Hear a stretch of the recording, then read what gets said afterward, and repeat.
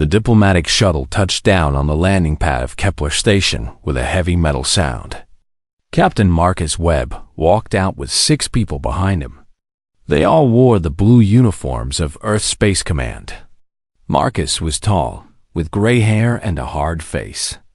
He had been doing this job for 20 years, and every time felt the same. He felt the weight of responsibility on his shoulders. He felt the weight of not knowing what would happen next. The alien ship sat in the landing bay like a dark metal monument. It was 3 times bigger than any human ship. The surface was smooth and black, and it had weapons on every side. Marcus could see the gun ports clearly. He did not like what he saw. "They are calling again," said Lisa Hammond, the communications officer. She stood next to Marcus, looking at the readings on her small device. "They want to meet. They say it is peaceful." Marcus nodded slowly. He had heard the signals from the Valorian ship for 3 months now. They kept appearing at the edge of human space. They kept asking to talk. Every human captain who met them said the same thing. These beings were dangerous, even if they said they were peaceful. There was something in the way they moved, in the way their ships behaved, that made human instincts scream warnings. "Tell them we are ready," Marcus said. He looked at his team. "Remember what we discussed. Stay calm. Do not make fast movements. Do not reach for weapons. Let them speak first." The door of the alien ship opened slowly. A ramp came down.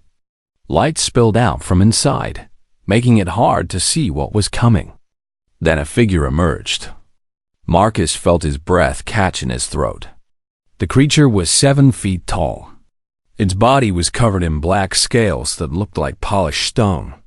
It had 4 arms, each one thick with muscle. Its eyes glowed bright yellow and burned with an intelligence that seemed almost painful to witness. It moved like water, like something that knew exactly what every part of its body was doing at every moment. It was, without question, the most dangerous thing Marcus had ever seen in his life. The creature walked forward slowly. Marcus could see the claws on its hands. Long, curved, sharp. This was an apex predator. This was a hunter built by nature or by design to kill things much larger than humans.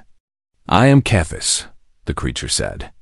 Its voice came from deep in its chest, a rumbling baritone that made the air vibrate. "I represent the Valorian Coalition. We come with a gift for humanity. We come with respect and with hope for friendship." Marcus forced himself to smile. His hands were steady, but his mind was racing. "Welcome to Kepler Station. I am Captain Marcus Webb. We are honored to receive you. What is this gift you speak of?" Kethis moved one of his 4 arms, and something shifted in the shadows of the shuttle behind him.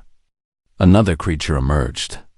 It was similar to Kethis, but smaller, and it was covered in scars. Deep scars that spoke of battles and survival. This creature had the same scale-covered body, the same 4 arms, the same glowing eyes. But this one moved differently. It moved like a weapon. It moved like a hunter that had killed many times and would kill many times again. "This is a Zarathian enforcer," Kethis said. "In our galaxy, these are the most feared creatures in the region. They are fast. They are strong. They are trained to fight and to protect. We have decided to give this enforcer to humanity. We give it to you as a symbol that we want to help you survive in a dangerous universe. Your military is young. Your technology is not yet as advanced as others. But with this enforcer, you will have something that can help you defend your worlds and your people." Marcus stared at the Zarathian enforcer. His security team had moved slightly closer to him, their hands near their weapons. This was the moment. This was the decision point. Marcus could reject the gift. He could refuse to take the creature. It would be the safe choice. But he also knew that the Valorian Coalition would remember a rejection. They would remember an insult. "This is a generous gift," Marcus said carefully. He chose every word with care. But before we can accept, I must ask a question. Is it friendly? There was a moment of silence. Kethis tilted his head, the four eyes studying Marcus with what might have been curiosity. Then a sound came from Kethis. It took Marcus a moment to understand that it was laughter. Friendly, Kethis said. This is an interesting question. The word means different things to different beings. The Zarathian enforcer is not programmed to be friendly. It is not programmed to like other creatures or to feel affection. But it is programmed to be loyal. It is programmed to obey. It is programmed to protect those it bonds with. One of your people must volunteer to bond with this creature. When the bonding is complete, the enforcer will follow that person. It will obey that person. It will protect that person with its life. This is its purpose. This is what it was made to do. And if no one bonds with it, asked Lisa Hammond. Her voice was steady, but Marcus could hear the fear underneath. Then it will remain in a state of waiting, Kethis said. It will not attack. It will not try to escape. But it will not be what it was designed to be. It will not be useful. It will simply exist. This is not good for the creature. The creature needs a purpose. The creature needs a bond. Marcus nodded slowly. He looked at the Zarathian enforcer again. The creature stood still, its glowing eyes watching him without expression, without feeling. This was not a pet. This was not a companion in any normal sense. This was a weapon, a tool, a being designed only for killing. But it was also alive. Marcus could see that now. Under all the fear and the danger, under all the predatory instincts and the military training, there was something alive looking out from those glowing eyes. Something that wanted to be useful. Something that wanted to have a purpose. We will need time to decide, Marcus said. We will need to talk with our leaders. We will need to understand what we are taking on if we accept this gift. Of course, Kethis said. This is reasonable. We will remain on your station. We will wait for your answer. But I will tell you this, Captain Webb. The galaxy is not a safe place. There are others who see your species as weak. There are others who see your worlds as opportunities for conquest. With this enforcer at your side, you will be less weak. You will have a chance to survive what is coming. Kethis and the Zarathian enforcer walked back toward the shuttle. Marcus watched them go, and he felt the weight of the moment settle on him like a heavy coat. He had opened the door to something he did not fully understand. He had allowed something dangerous into human space. And the question that burned in his mind as he walked back to his shuttle was simple and terrifying. Had he made a terrible mistake? The Valorian Coalition wanted to give humanity a weapon. But weapons have ways of turning on those who wield them. Weapons have ways of changing everything they touch. Marcus Webb did not know it yet, but the decision he was about to make would change the course of human history. It would change the way humans saw themselves, and the way the rest of the galaxy saw humans. All because someone had asked a simple question. Is it friendly? Patricia Cross was not a warrior. She was a scientist. She was a linguist who spent her days analyzing languages and studying how different beings communicated with each other. She was 42 years old and had never fired a gun in her life. She had never been trained in combat. She had never been on a battlefield. Her entire career had been spent in laboratories and research stations, looking at patterns and trying to understand how minds worked across different species. So, when the emergency council meeting was held to discuss who would bond with the Zarathian enforcer, everyone was surprised when Patricia raised her hand. "I will do it," she said. Her voice was calm and quiet, but everyone in the room heard her. Admiral Houston stared at her. "Dr. Cross, I have great respect for your work, but you are not a warrior. This creature is a weapon. It was built to kill. It was built to fight. You cannot control something like this. With respect, Admiral, I do not think you understand what bonding means, Patricia said. The ambassador said the creature bonds based on will and trust. It bonds based on understanding between two beings. I can build trust. That is what I have spent my entire life doing. I can understand how other minds work. I can understand what this creature needs. I believe I can form a bond with it. Marcus Webb looked at Patricia carefully. He had known her for 3 years. She was brilliant, yes, but she was also fragile in the way that brilliant people sometimes were. She lived in her mind more than in the physical world. What would happen to someone like that when bonded to an apex predator? If you are certain, Marcus said finally, then we will allow this. The bonding took place in a sealed chamber deep below the station.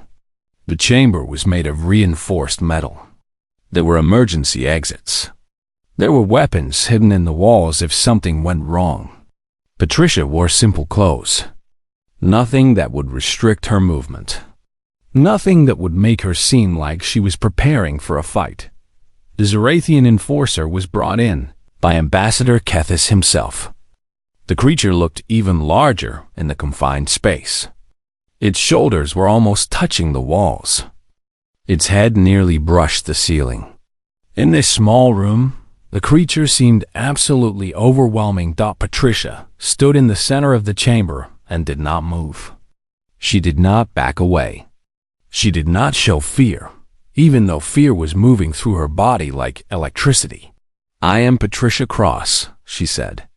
She spoke as if she were greeting another scientist at a conference. I know what you are. I know that you have been trained to fight. I know that you have been trained to kill. I know that you are dangerous. But I want to know something else. I want to know who you are underneath all of that training. I want to know what you want to be. The enforcer made a sound in its throat. It was a low rumble, something that seemed to come from the bottom of the earth. Patricia had no idea if this was aggression or curiosity. She had no training for this. She only had her instinct, and her instinct told her to stand still, to not move, to wait. The enforcer took one step forward, then another. It was not fast. It was deliberate. Patricia could see every muscle moving under the black scales. She could see the power that was contained in that body. If this creature wanted to kill her, she would be dead in seconds. There was no way to stop it. There was no defense. The creature raised one of its 4 arms and extended its clawed hand toward Patricia. It was close enough now that she could feel the heat radiating from its body. It was close enough that she could see herself reflected in its glowing yellow eyes. Slowly, Patricia raised her own hand and placed it against the creature's palm. The moment their skin touched, something shifted. Patricia felt it in her chest, like a door opening. The creature made another sound, this one different from the first. This one seemed to come from surprise or recognition or understanding. Patricia could not be sure what it meant. Ambassador Kethis watched from the corner of the chamber. The bonding is complete, he said. His name was Varath before the military training changed him. You may give him a new name if you wish, or you may restore his old identity. Patricia did not take her hand away from Vareth's palm. She looked up at the creature's face, at those strange glowing eyes, at the alien features that should have been terrifying, but somehow were not. Varath is perfect, she said. I will not change it. Over the next 3 weeks, Patricia and Varath were almost never apart. The station staff had been told to allow them access to any area they needed.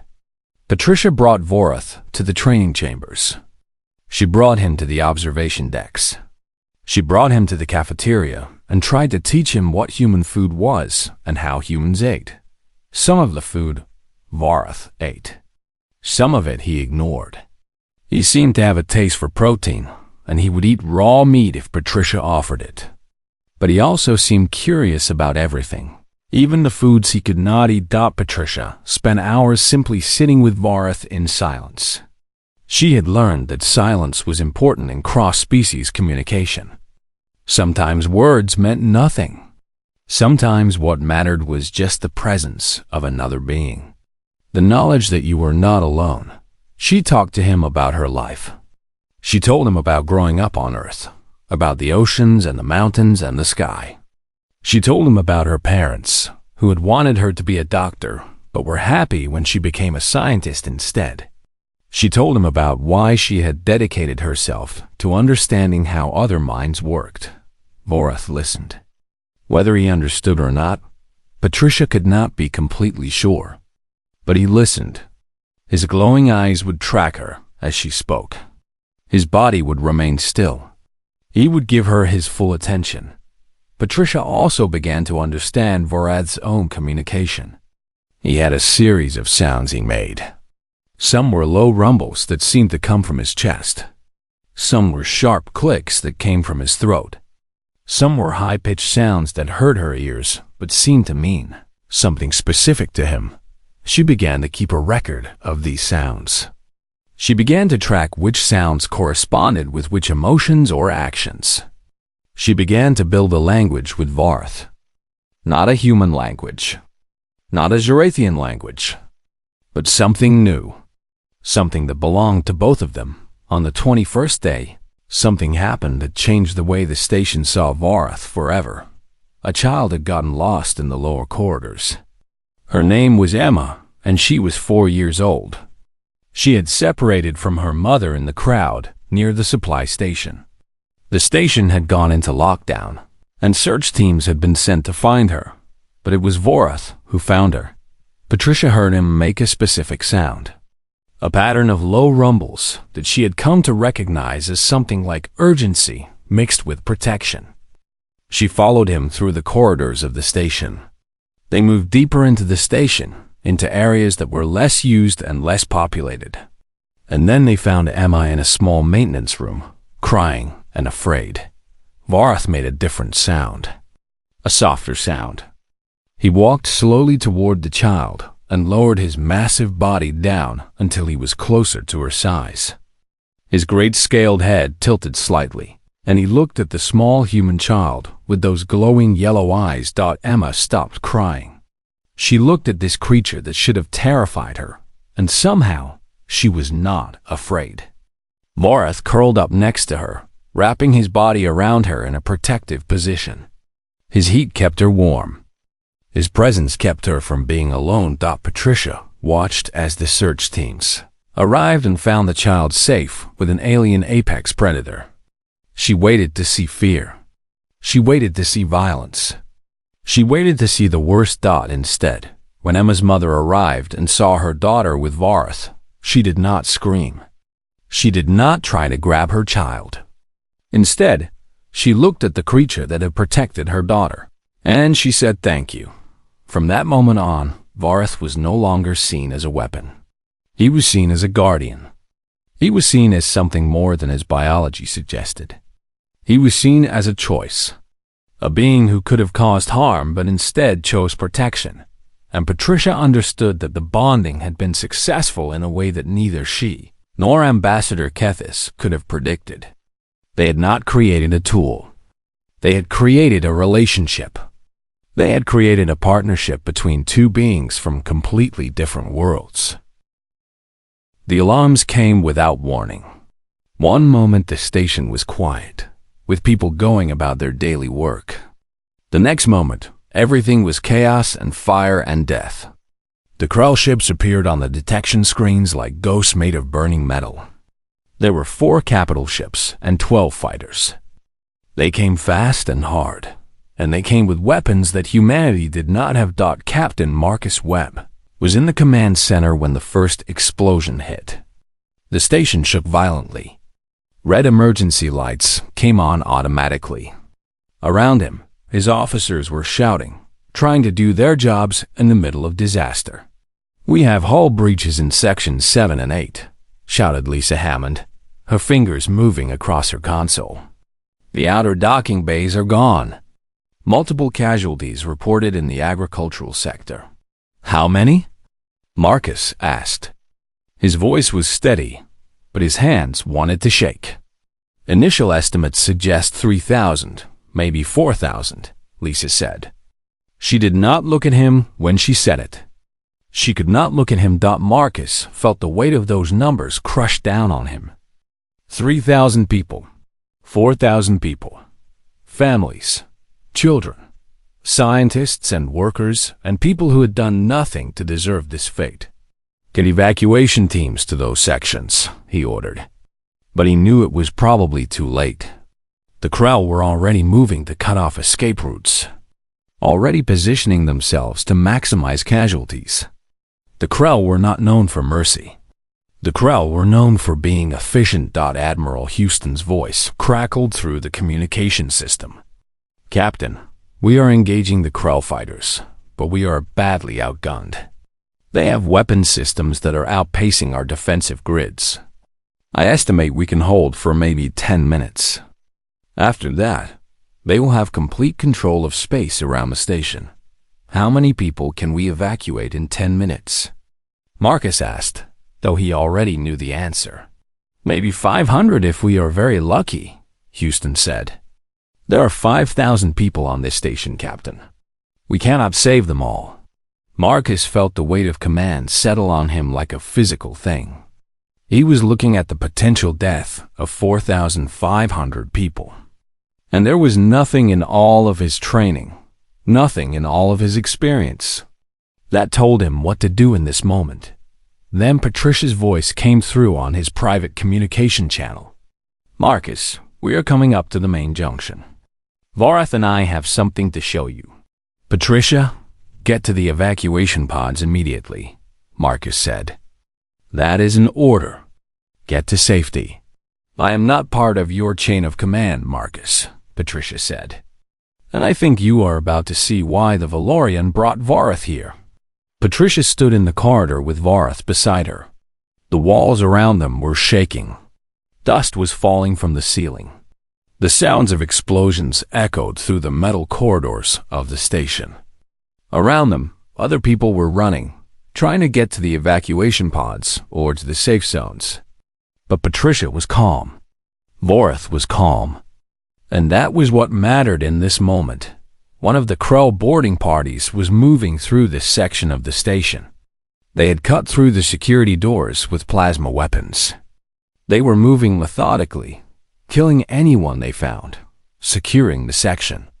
They were professionals. They were efficient. They were a military force that expected no resistance. When they came around the corner, they found Patricia and Vorath waiting. The Krell were shorter than Vorath, but broader and heavier.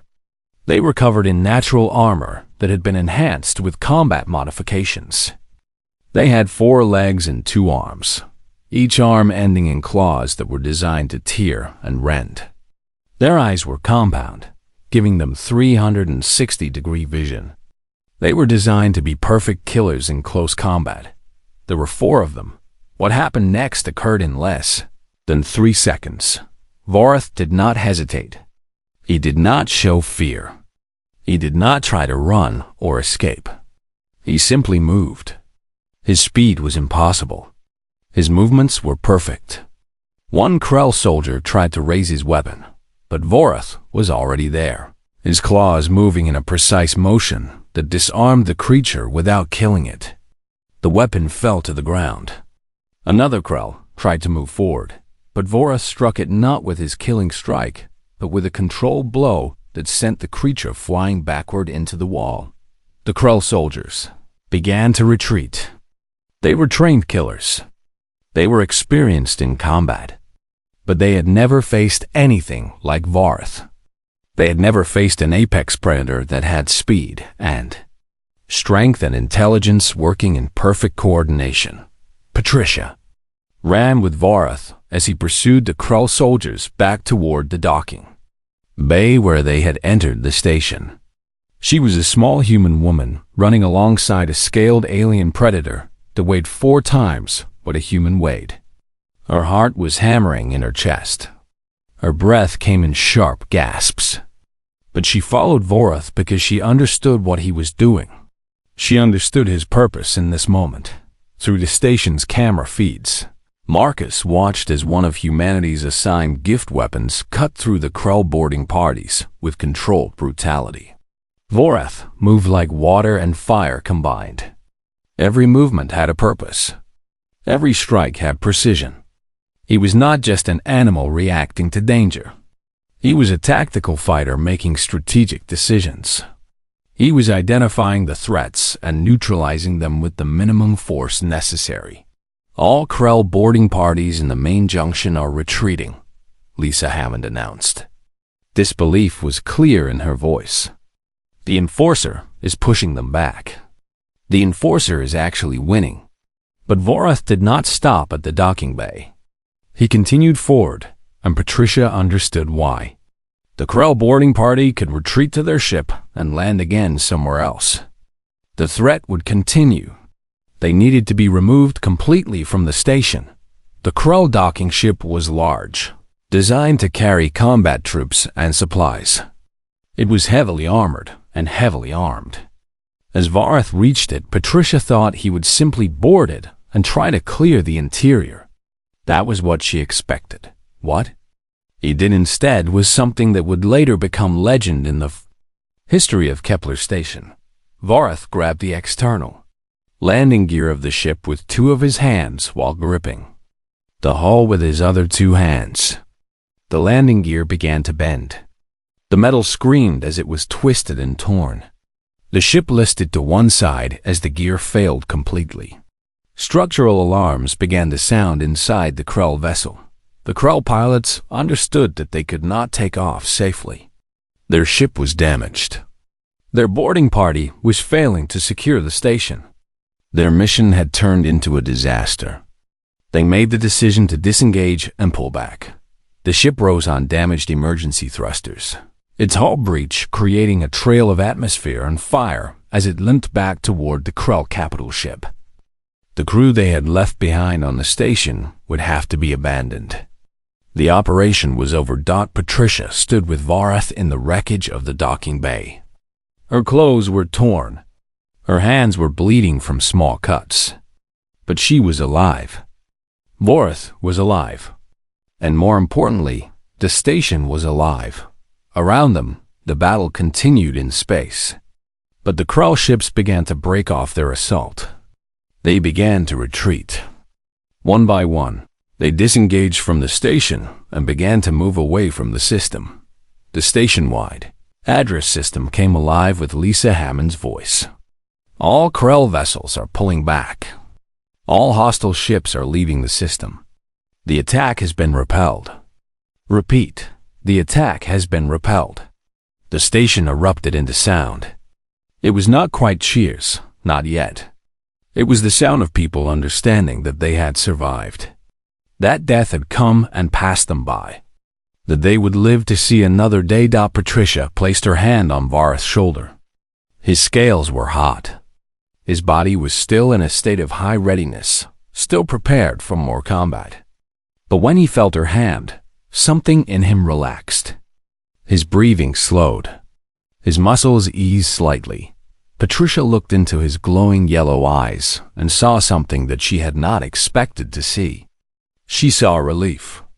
She saw the understanding that the danger had passed.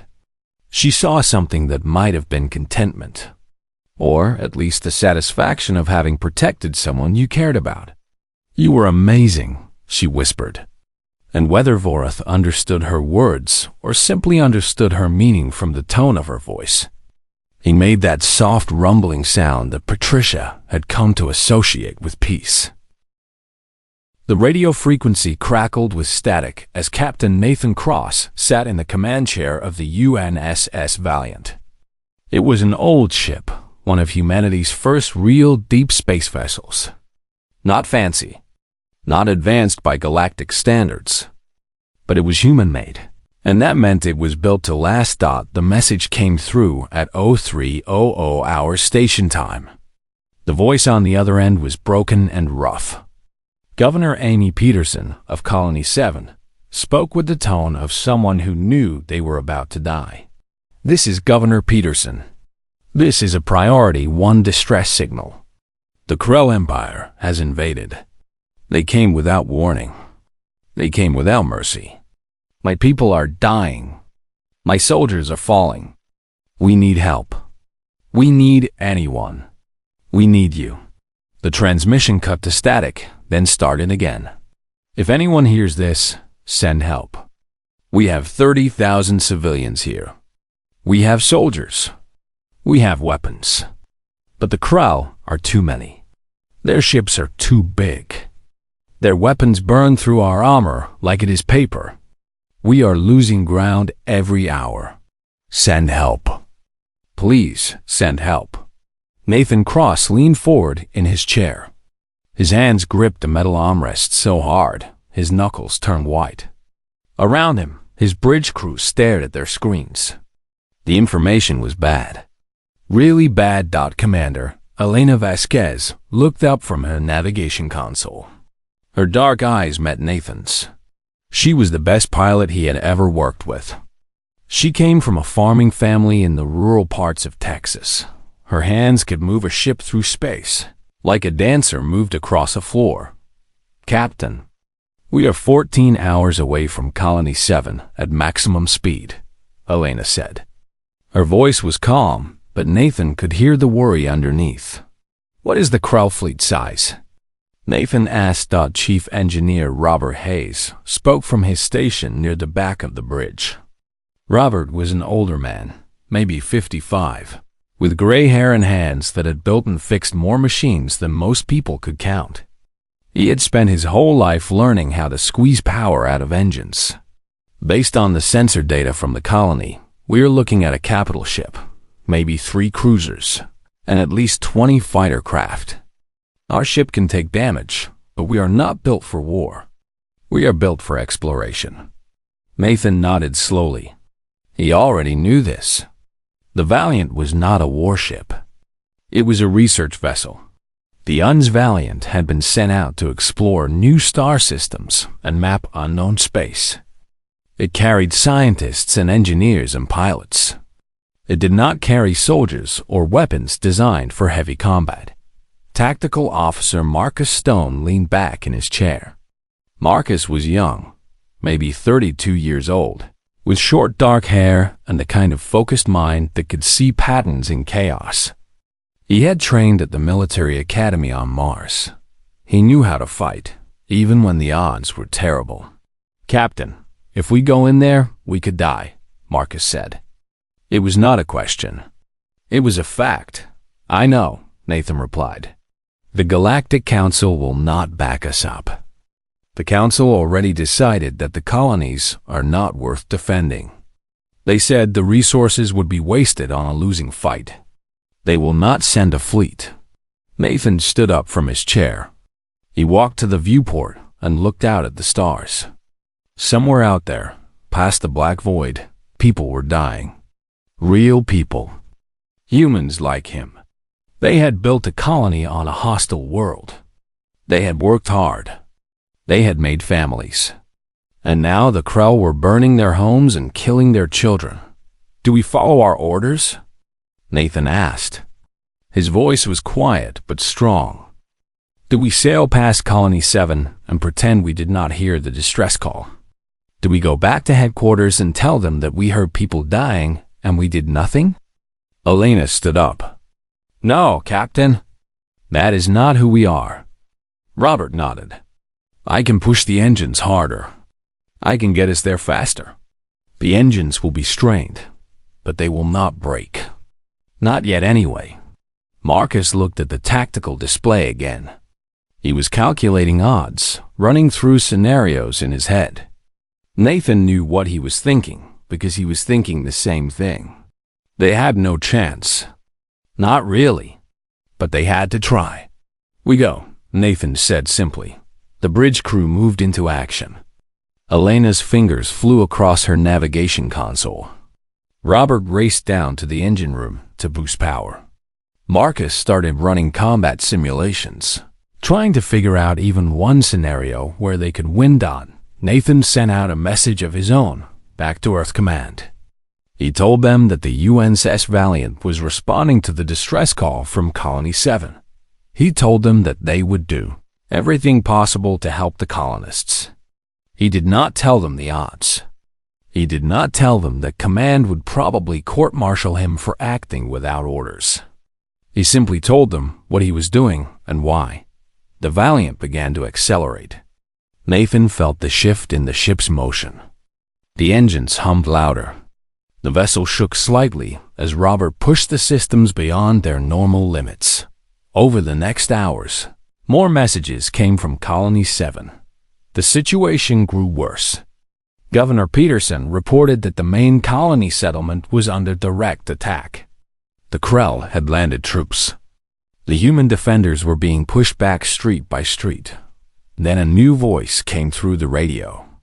It was a child, maybe 8 or 9 years old, crying and scared. "I do not know how to work this. My mother told me to send a message. Can anyone help? The big ships are burning the city. The people are running. My mother told me to say that we are scared. My mother told me to say, help us. Help us, please. Please help us." The transmission ended. Nathan closed his eyes. He thought of that child. He thought of the fear in that small voice. He thought of all the children in Colony 7 who were feeling that same fear right now. Elena watched him from her console. "We will make it, Captain. I will get us there." "I know you will," Nathan said. The ship pushed forward through the darkness of space. 14 hours away. The colony was dying in real time. And humanity's only response was a single ship with a crew of 87 people. But Nathan Cross had grown up on Earth. He had learned long ago that Earth did not train humans to give up. Earth did not teach people to accept the impossible. Earth taught survival. It taught persistence. It taught the kind of stubborn refusal to die that came from living on a world where everything was trying to kill you.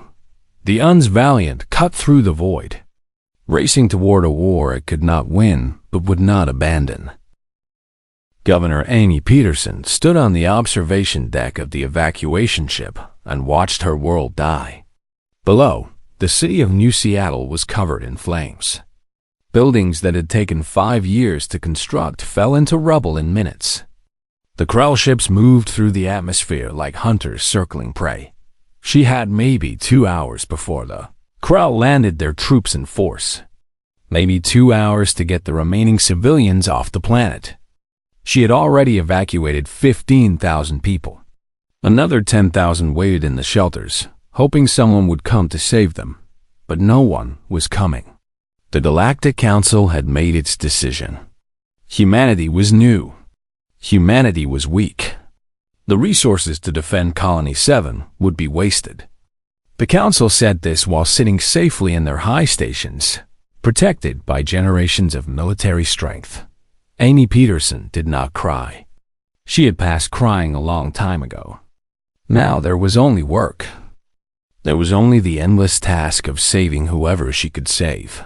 Her defense commander, Major William Cross, entered the observation deck. He looked worse than she felt. His uniform was torn. His face was covered in soot and blood. He had been fighting on the ground until 10 minutes ago, when she ordered him to fall back and coordinate the evacuation. "Governor, we have lost the outer perimeter," William said. "The Krell are advancing toward the main shelters. We can hold them maybe 1 hour, maybe less. How many soldiers do we have left?" Amy asked. 430. "We started with 2,000.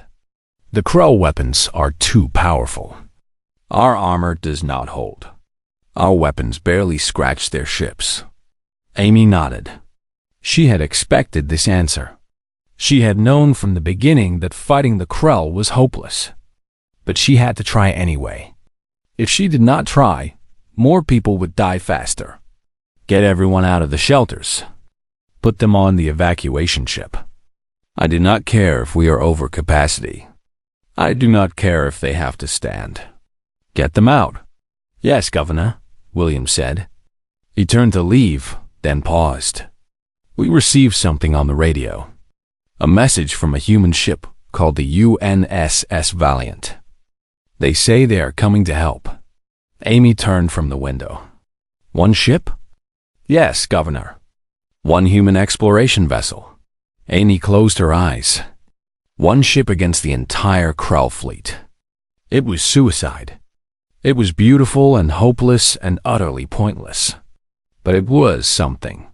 It was one more human who had decided to fight instead of run. How long until they arrive? She asked. 3 hours, maybe 4. The captain did not give a precise time. 3 to 4 hours.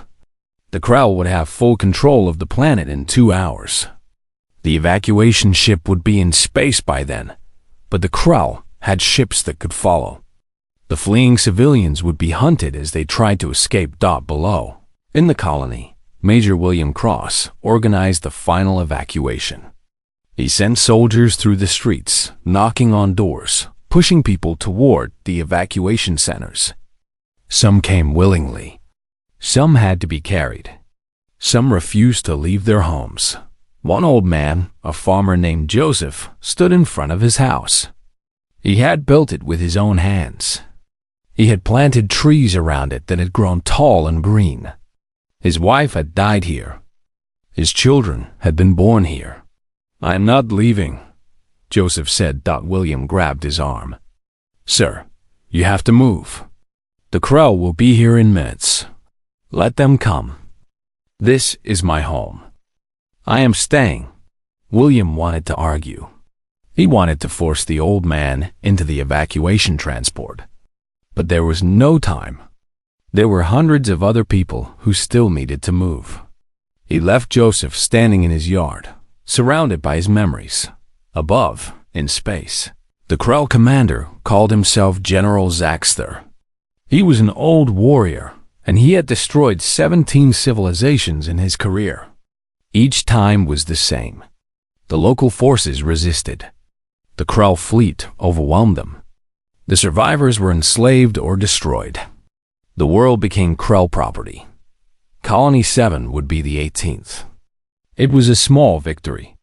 The humans had only recently learned to use spacecraft. They had no real military. It would be easy. Zaxter watched from the bridge of his capital ship as his forces closed in.